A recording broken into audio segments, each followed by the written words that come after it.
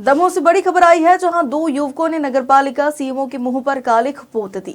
बताया जा रहा है कि सीएमओ ने भगवा ध्वज निकालने का आदेश दिया था। इसके विरोध में हिंदू संगठन ने घंटाघर पर विरोध प्रदर्शन कर रहे हैं। इस बीच 2 से 3 कार्यकर्ताओं ने सीएमओ के घर पहुंचे और उनके चेहरे पर कालिख पोत दी। दरअसल शनिवार सुबह नगरपालिका के मुख्य नगर अधिकारी प्रदीप शर्मा द्वारा सफाई कर्मियों को भेजकर ध्वज हटाने की कार्रवाई शुरू करवाई थी। जब इसकी जानकारी हिंदू संगठन के कार्यकर्ताओं को मिली तो वे तुरंत मौके पर पहुंचे और सफाई कर्मियों को ध्वज हटाने से रोक दिया। इसके बाद संगठनों ने घंटाघर पर सीएमओ के खिलाफ चक्का जाम कर विरोध प्रदर्शन किया और नगरपालिका प्रशासन की इस कदम के खिलाफ नारेबाजी की।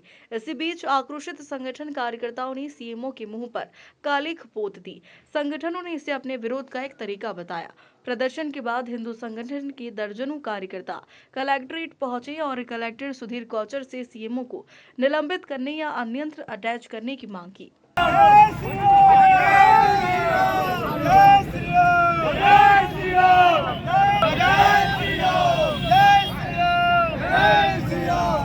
मुख्य नगर पालिका अधिकारी प्रदीप शर्मा सीएमओ द्वारा घंटाघर हृदय स्थल स्थित भगवा झंडों को उतारा जा रहा था, जिसका हम लोगों ने विरोध किया और जब वो नहीं माने तो हम लोगों ने उनको मुंह पे कालिख पोत के एक सांकेतिक विरोध किया है और अगर वो नहीं मानेंगे तो आगे भी इसी तरीके का उनका मुंह करिया किए करते जाएंगे। ये कालिख कहाँ पोती है, ऑफिस में कि घर पे उनके? घर के बाहर उनके पोती हुई है। वो ऑफिस जा रहे थे, रास्ते में मिले, वहाँ उनका मुंह काला किया गया है। क्या नाम है आपका? विवेक अग्रवाल।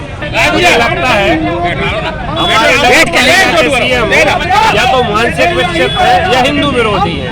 उनको दमोह की परंपरा ही नहीं पता है कि हमारे दमोह का जिले का नहीं मध्य प्रदेश का सबसे बड़ा उत्सव दमोह में मनाया जाता है रामनवमी, और हिंदू नववर्ष के पूर्व में हम पूरा दमोह भगवा में करते हैं, पूरा दमोह सजाते हैं, घंटाघर सजाते हैं। उनकी हिम्मत झंडे उतरवाने की। कहाँ से झंडे उतरवाए? उनकी टीम भेजी थी उनने झंडे उतरवाने के लिए। हमारे जो राम भक्त हमारे कार्यकर्ता हैं उनको रोक दिया, फिर उन्होंने कहा कि आप कुछ भी कर लो, झंडे उतरवाएंगे। परंतु उनको ये बात ध्यान में रखना चाहिए, ये झंडे हिंदुस्तान में लगाए जा रहे हैं, पाकिस्तान में नहीं लगाए जा रहे हैं। और पिछले वर्ष हमारे कैबिनेट मंत्री माननीय प्रहलाद जी ने स्वयं घंटाघर पे चढ़ के झंडे लगवाए थे। तो दमोह में प्रत्येक हिंदू नववर्ष पे रामनवमी पे बहुत सुंदर तरीके से ये उत्सव मनाया जाता है। पूरे में झंडे लगाए जाते हैं, झंडियाँ लगाए जाते, सजाया जाता है। उनको यहाँ की परंपराएं, उनके उत्सवों के बारे में पहले जानकारी लेना चाहिए, उसके बाद किसी प्रकार की यहाँ किस लिए प्रदर्शन कर रहे हैं? और निंदा करते हैं। यहाँ किस लिए प्रदर्शन कर रहे हैं आप? इसलिए प्रदर्शन कर रहे हैं कि एक तो उन्होंने ये झंडे निकालने का जो प्रयास किया उसके बाद और वो आकर माफी मांगे। उन्होंने ये हिंदू धर्म विरोधी कार्य किया, वो यहाँ पे इसके लिए हम लोग प्रदर्शन कर रहे हैं। वहीं कलेक्टर सुधीर कोचर ने इस पूरे विवाद को दुर्भाग्यपूर्ण बताया और कहा कि मामले की जांच कराई जाएगी। जांच के बाद जो भी तथ्य सामने आएंगे उन्हें शासन को भेजा जाएगा। साथ ही उन्होंने सभी से आग्रह किया है कि आगामी त्योहार शांति से मनाए जाए। इधर एसपी श्रुतकीर्ति ने बताया है कि इस पूरे घटनाक्रम की विधिवत जांच की जाएगी और आवश्यक कार्रवाई की जाएगी। साहब से आग्रह करने आए थे कि हम लोग 2 पॉइंट पे सिर्फ बात करने आए थे कि एक तो वो सार्वजनिक रूप से माफी मांगे जो उन्होंने दुस्साहस किया है सनातन को ठेस पहुंचाने का, और दूसरा उनके खिलाफ कार्रवाई करते हुए निलंबन के लिए प्रस्ताव शासन को भेजें। तो कलेक्टर साहब ने बताया कि हमारे पास निलंबन की कार्रवाई करना हमारे अधिकार क्षेत्र में नहीं, लेकिन शासन को हम इसका प्रस्ताव भेज सकते हैं जाँच करके। विरोध समाप्त हो गया? अभी फिलहाल समाप्त हो गया। ये बता शहर के बीचों बीच जो घंटाघर स्थित है, उस घंटाघर पर रात के समय में नवरात्रि के शुभारंभ के अवसर पर ध्वज लगाने का कार्य किया जा रहा था और बताया ये जा रहा है कि उस समय रात को नगर पालिका के कर्मचारियों के द्वारा जो है झंडा लगाने से रोका गया और उसके कारण थोड़ी विवाद की स्थिति उत्पन्न हुई और फिर ये बताया गया कर्मचारियों के द्वारा कि उन्होंने सीएमओ नगर पालिका के निर्देश पर ऐसा किया है। इसको लेकर के जो विषय था विवाद का, वो विषय ये था जिस विषय को लेकर के आज सब लोग आए। सर, सीएमओ के चेहरे पे कालिख पोती गई है, उसको लेकर कोई कार्रवाई हो रही क्या है?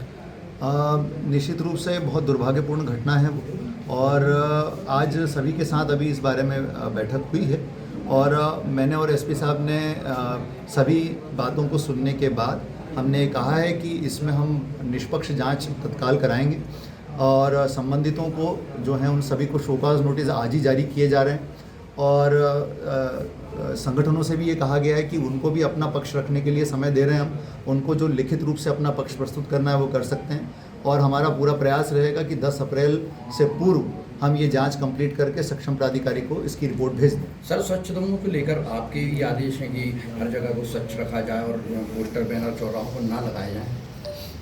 जी मैंने आज ये बात यहाँ पर भी कही है कि त्योहारों के बाद इस विषय में शहर को और ज़िले को सोचना होगा कि क्या घंटाघर में हम सभी धर्मों जातियों अलग अलग संप्रदायों अलग अलग त्योहारों के ध्वजों को हमको लगाना है या नहीं लगाना है। इस विषय पर एक हम लोग क्या करेंगे, इस विषय पर मई जून में जब त्यौहार अपेक्षाकृत रूप से बहुत कम होते हैं उस समय हम सभी संगठनों की, शांति समिति की, सामाजिक संगठनों की, गणमान्य नागरिकों की, जनप्रतिनिधियों की सबकी बैठक लेंगे और बैठक लेने के बाद इस विषय पर एक समुचित निर्णय लिया जाएगा ताकि इसका स्थायी समाधान किया जा सके। बिल्कुल बहुत दुर्भाग्यपूर्ण घटना है जो कल रात से डेवलप हुई है और इसमें नो डाउट कि कुछ मिसकम्युनिकेशन हुआ है जिसकी वजह से ये स्थिति निर्मित हुई कि सभी लोग आज कलेक्ट्रेट में यहाँ मौजूद हैं और अधिकारियों के साथ बैठक हुई है। इस संबंध में जैसा कलेक्टर साहब ने बताया है कि हम अभी आज ही शो कॉज इशू कर रहे हैं। एक उच्च स्तरीय जांच कमेटी भी बनाएंगे जिसमें इस चीज़ की जांच की जाए कि ये घटना क्यों हुई, मिसकम्युनिकेशन हुआ तो क्यों हुआ और आगे आने वाले इस चीज़ में और क्या ऐसी चीज़ें हैं जिनको हमको काउंटिंग करना है ताकि ये स्थिति दोबारा ना बने। ये घटना दुर्भाग्यपूर्ण तो है ही और प्रयास यही हमारा है कि एमिकेबली सबसे बात करके डिस्कशन करके इसका एक सोल्यूशन निकाला जाए ताकि इसकी पुनरावृत्ति ना हो। सर नोटिस जो है वो केवल प्रशासनिक अधिकारियों को है कि हिंदू संगठन से जुड़े लोगों को भी है? मैं समझ नहीं पाया क्या बोल। नोटिस जो आप जारी कर रहे हैं सुकाज नोटिस वो किन किन को जारी हो रहा है? नहीं, अभी तो हमारे केवल अधिकारियों से ही हमारा चर्चा का विषय है कि उनके पास ये जो आदेश था, ये जो घटना हुई है वो किस प्रकार से हुई है। उस जांच में नो डाउट कि जो संगठन है उनको भी कथन के लिए बुलाया जाएगा, उनके भी स्टेटमेंट लिए जाएंगे ताकि उनका पक्ष भी सुना जाए। सर तो नो डाउट कि दोनों पक्षों को ही इस पूरी जांच में शामिल किया। सर वायरल वीडियो के संबंध में अभी तक कोई लिखित शिकायत क्या आप लोगों के? नहीं, अभी कोई शिकायत प्राप्त नहीं हुई है हमारे पास। मेरा भी उनसे चर्चा भी नहीं हुई है सीएम से। नो डाउट कि उनसे अभी आने वाले कुछ समय में उनसे भी चर्चा होगी जांच के विषय में भी और जो घटना हुई है उसके विषय में।